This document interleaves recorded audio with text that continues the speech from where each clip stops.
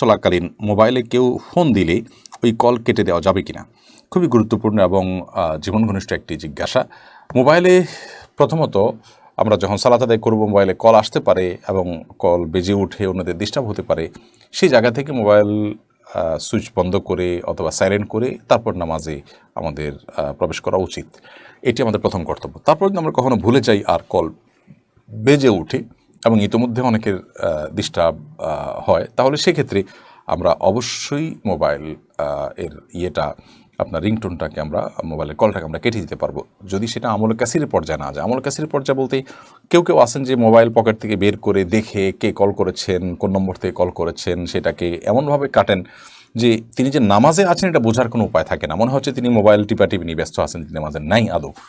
এরকম পর্যায়ে যদি চলে যায় তাহলে নামাজ ভঙ্গ হয়ে যাবে। আর যদি ধরা যাক পকেটে আছে, আপনি পকেটে আলতো করে হাত দিয়ে, এক হাত আপনার বাধা আছে, অন্য হাত দিয়ে আপনি কোন বাটনটা টিপলে এটা সাইলেন্ট হয়ে যাবে বা কাটা যাবে, আপনি আন্দাজ করে সেটা টিপে দিলেন এবং কেটে গেল, এতটুকু করলে কোনো অসুবিধা নেই, বরং এতটুকু করা উচিত যাতে করে অন্যদের ডিস্টার্ব না হয়। এর কারণে আমলে কাসির হবে না। ব্যাপারটা অনেকটা চুলকানির মতো, আপনার শরীর খুব চুলকাচ্ছে অথবা মশা কামড়াচ্ছে, আপনি যদি আলতো করে তাড়িয়ে দেন এবং নামাজের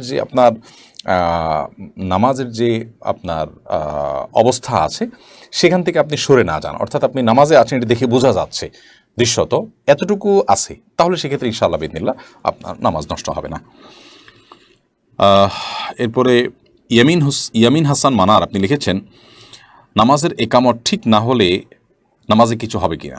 নামাজের যদি একামতে ভুল হয় তাহলে নামাজের কোনো অসুবিধা হবে না, অর্থাৎ একামত একটা বাক্য ছুটে গেল কিংবা অশুদ্ধ হলো, এর কারণে যে নামাজ হবে না ব্যাপারটা সেরকম না। কারণ একামত এটা জামাতের জন্য সুন্নাহ, যদি কোনো কারণে সেটি ছুটেও যায়, আপনি একামত নাও দেন, তারপরেও তো আপনার নামাজ হয়ে যাবে। অতএব সেখানে যদি ভুল হয় তার কারণে আপনার নামাজে কোনো ক্ষতি হবে না। তারপরেও কোনো মসজিদে যখন মুয়াজ্জিন নিয়োগ করা হয় তখন তিনি যেন শুদ্ধভাবে আজান একামত দিতে পারেন সেদিকটা লক্ষ্য রাখা মসজিদ কর্তৃপক্ষের কর্তব্যের মধ্যে পড়ে।